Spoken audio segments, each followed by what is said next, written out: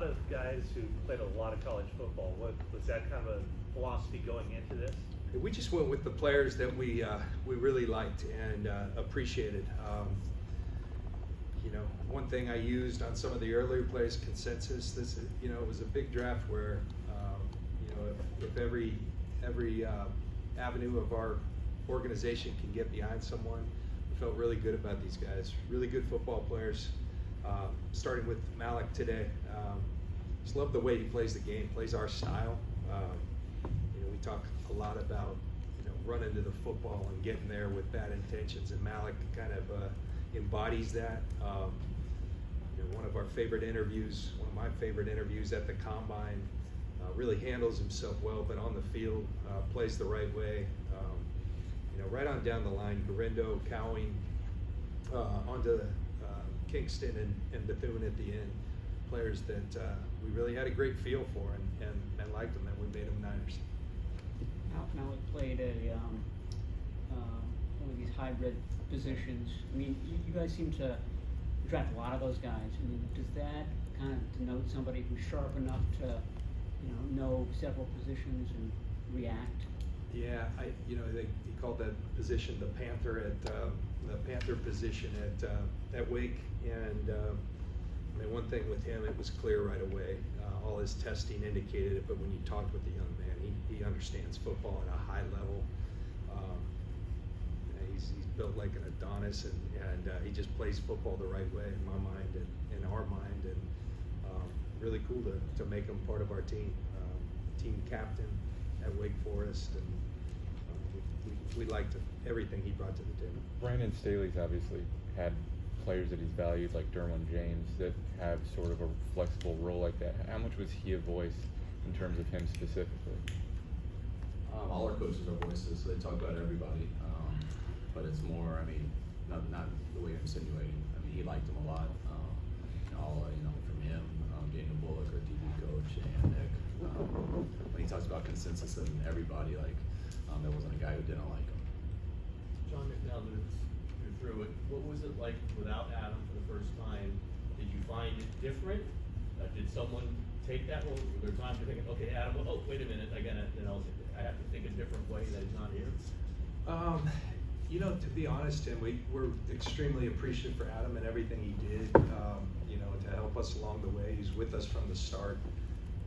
But you just kind of, you know, Kyle's had to do it. You know, on the coaching staff, we've done it before with Martin and Rand, and so you just kind of move forward and people step in. You know, Tarek Ahmad and R.J. Gillen did a tremendous job kind of in that role that he served, and Adam had his own work to be doing over in Washington. So you move forward, and we'll always be appreciative for the contributions Adam made here, but you move forward. You traded up for Isaac Gendo. What do you like about him? Are you asking me? Yeah, you. What we did. Okay. Love his speed. Yeah, we think he's got a lot of speed. All our backs can run, but it's nice to have one who possibly can run a little bit faster, just for the change of pace and things like that. Like his running style. His running style, I think, is similar to Elijah's and the style that he runs with, and he's built that way, and like the 40 that he has. Did you want to add speed in general to your offense this offseason? No, we didn't make a blanket statement like that, but it was we wanted to add some speed to the running back room if we could. But you don't just add that just to add it. It's got to be the right type of runner with the speed, and there was a couple guys in the back in the draft who had that, and this is the one we really liked in that way. Bobby Turner actually interrupted our Zoom call with Gendo. What did Bobby Turner have to? Yeah, I know. What did Bobby have to say about him? Bobby loved him from the beginning. Called him back at all the right times. Answered his texts. Like, I'm just telling you, if you don't do that, like, it's hard to come back from that. The same things I said. I mean, we all really like the speed part about him. But lots of guys can run. You got to be a good running back, and the physicality he ran with, how he was without the ball in his hand. We felt he was a guy who played to our style, and the skill set could help us. These guys, running backs that are interviewed by Bobby Turner, they've been through the ringer. They have gotten phone calls at all hours, and if they are prompt with their calls, it's a good thing.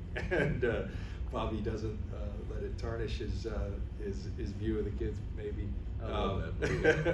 But we know how to weed through that. And Gendo, he's excited about him. I know a lot of your cornerbacks can play inside and outside. Do you have an idea when OTAs start up, who will be at the nickel spot? I know Diamador probably is the top choice there, but who else has the ability to play nickel now? Yeah, I mean, we think Renardo is a guy who has that kind of versatility to play inside and outside. Chase Lucas, one of the free agents we brought in, has played nickel. So we got some candidates in there. Demo gives us nice flexibility. He can do both. We think Renardo has that flexibility as well. We'll see. A lot of that, it's nice when you have that flexibility because you can kind of toy around. That's on Kyle and them. They start out whatever they would, whatever way they want, but to be able to have that flexibility to do either or, and then you just find the best matchups. What do you like? Your preference though to have a true nickel who just stays there and two guys playing on the outside who just stay there, or does it matter? It doesn't matter. I mean, whatever makes the end result the best. If your best nickel player is also your best outside player, then we want to change based off of personnel. If it's not that way, then it makes it easy and a guy can just stay in one spot. But that's what's good about Adam and Renardo today, or yesterday. I mean, he played in college all on the outside, and we like him for that. But we also think he's wired the way you can be at nickel from the mentality in the run game, also the quickness and coverage. But you haven't seen him do it, so it's nice to be. We know he's wired for both, so we'll just play it out on the practice field. What do you like about Jacob Cowan? Very similar to what we got when Ricky, in that there's not a route that he can't run. Starts outside the numbers, and he's got the speed to get on top of people and threaten with a go. He's got the quickness. Inside, he'd be a big problem with just how shifty he is. He can run screens and things like that. Very good punt returner. For his lack of size, he makes up with mentality. His mindset, when he does cut, he's always accelerating out of a cut. He's trying to violently go through people, and when you're smaller, you hope they're faster and quicker, which he is. And anything that you want to knock on a smaller guy, he makes up for in his mindset. Just some of the conversations. I'm sorry. Just we had a corner in here on the 30, and so sometimes those are the value of the 30. He had played against Jacob Cowan, and Jacob is small in stature, but what Kyle was alluding to, the toughness to overcome that. This corner said he's the toughest guy he played against this year. So those things stick with you, and it's a corner. We respected his word, and that kind of just came up in a conversation as the coaches were going through it. So that kind of communication is vital. But Jacob, he's a fun dude to watch play football, and I think can help us in a variety of ways. Took a lot of guys with that special teams experience today. Does the new kickoff rules change the traits you're looking for guys in returning or on the coverage stuff, just to alter what you're looking for now? Yeah, I think we're all trying to figure it out. This is going to be a new deal for everyone. You do your best to try to ascertain, like, okay, what skill set is going to play on this new kickoff. You don't change your whole entire mentality. We think we have some players that are well suited for it, but I think the whole league's going to kind of be figuring this out on the run because we've never done it, and it should be interesting. Kyle, a couple days ago you mentioned obviously you want to make the team as well as best you can in 24, but you're also looking at 25 and maybe even beyond. Given what we know about this team, some older players or players who are about to make a lot of money, if we know the financial stuff, was there even more emphasis, not on just this year, but into the future with this draft or this offseason, or just the way you're thinking right now? I mean, it's hard to say there's a lot more because it feels like it's been almost this way 3 years in a row.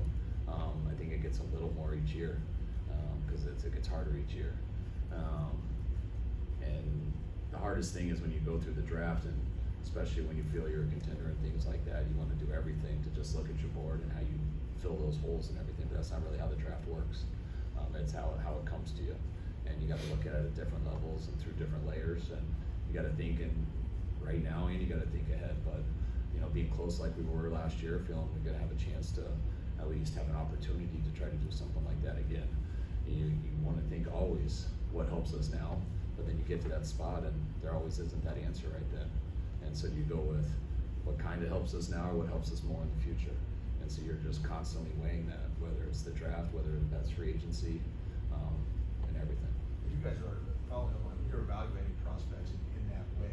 How are you kind of viewing, a guy who maybe won't be as helpful this year, but could potentially have more long-term value versus, this is kind of Yeah, I think this class is representative of it. I don't know a player, I think all these guys can contribute this year. So you try to do both. You try to say, hey, okay, does this guy have starter in him in some time? Is there some development that he can someday be a starter, but right away, can he help? Special teams is often the avenue.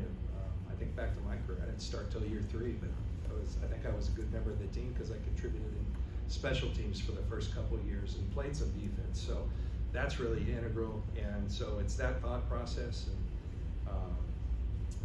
that's I like this class because of just that. I think all these guys, it's tough. It's a really good roster, so it's going to be tough to crack for these guys.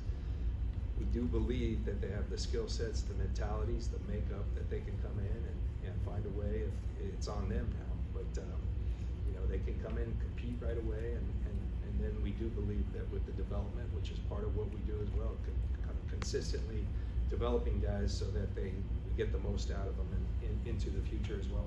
I'd always say I wish it was the other way around, but like last year, you're done with free agency and stuff, and you go in the draft, and it's like, where do you need a starter? And yeah, you always want the best starter possible, but where do you have to get a starter? And you go into last year's draft, and to me, it was one position, it was kicker. And so, yeah, there's some starter positions you can't find a better guy, and there's a lot better, but they're all still guys you feel you can win with as starters. And you go into a draft, you're like, all right, well, we don't have a kicker, so we got to find a starting kicker somewhere.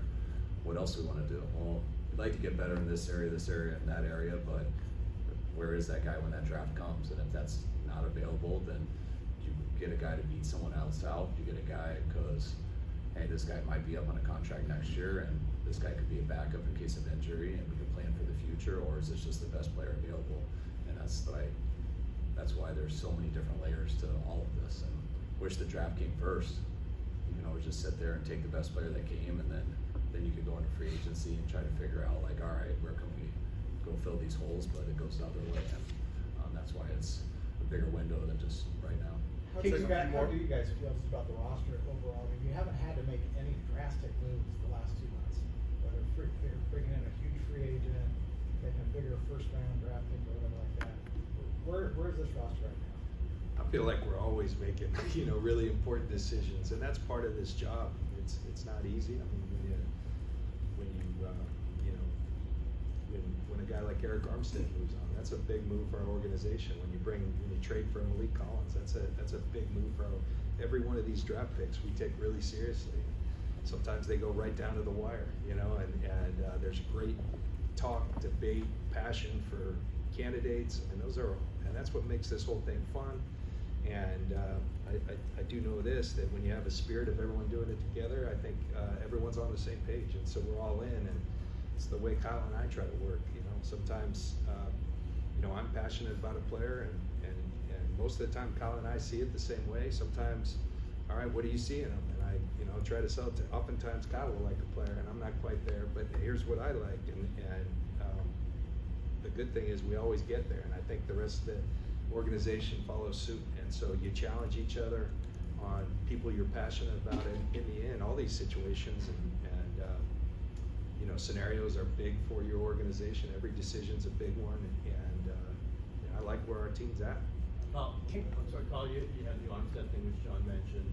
I mean, we know the Debo situation may be up in a year, we'll see, and there's other players who are getting to that point.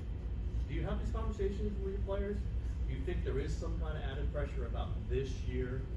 You got the Purdy contract maybe coming up in a year. Is there a little extra on this group of players this coming year? I think when you get close to a Super Bowl and you don't win it, I think there's always more pressure. I mean, especially from outside in, because you're going to hear about it more. So I think, everyone has a certain expectation for the season and things like that, because you always want to do better than next year, and there's not a lot of room to do better. There's only one more game, and so everyone wants to get their mind to that spot, but every team's different each year too. And so you go into a year, and the main thing is you don't want to get worse. You always try to get better, but you don't want to get worse. And when you do have players that have played a lot of good football over these last 3 to 5 years, it becomes a problem because you got to pay guys, and it's harder to keep carrying that. And that's why we went into free agency. You have to make a lot of hard decisions, but we're not ready to take 2 steps back, so eventually we can take 3 steps forward, or however that is, like, but you don't know if that's possible. And so you try to make your free agent decisions that way, you try to do the draft that way, and I feel we're in a position that, hopefully, I don't think we did get worse. I think we've tried to keep it to where we're there. And now, what happens when we start working on Monday? What happens in OTAs? What happens in training camp? And that's what allows some younger guys to, hopefully, that we've added to develop them and add them for depth, or maybe to take over somebody's spot, or maybe to make the guy in front of them better because they got some better competition behind them. And that's the way you get your team better. And that's really where we're at. We did it through free agency as good as we could. We did it through the draft as good as we can. And now I'm excited to focus on real football and going to work. Kingston was saying, we'll take 2 more, Eric and Jared. Right there. Assuming you guys may have looked at offensive tackles and tight ends, was it the fact that you didn't address those positions, was that the situation at the way the draft fell?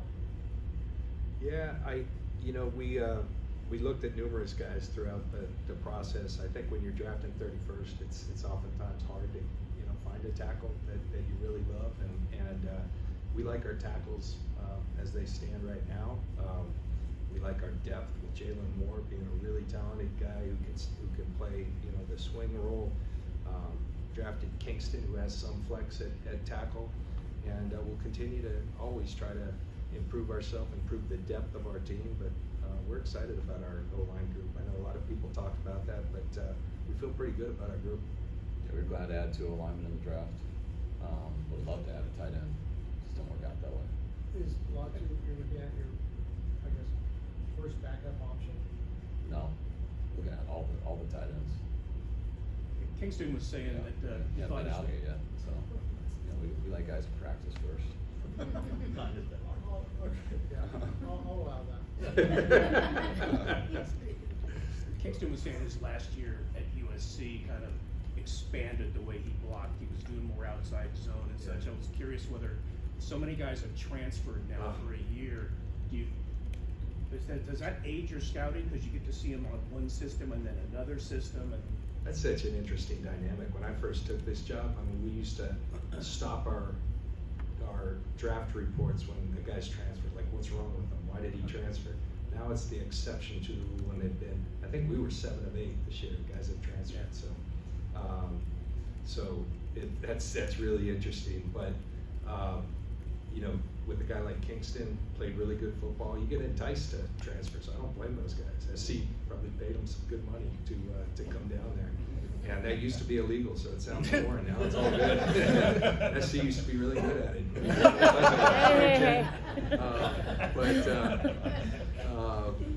But now it's all good, and so good for those kids. And there is some value to them. You see them in different schemes, different positions, oftentimes, and it's just Jacob Cowan started at UTEP, then came to U of A, and had 2 really productive seasons, and so it's just all these guys have their stories.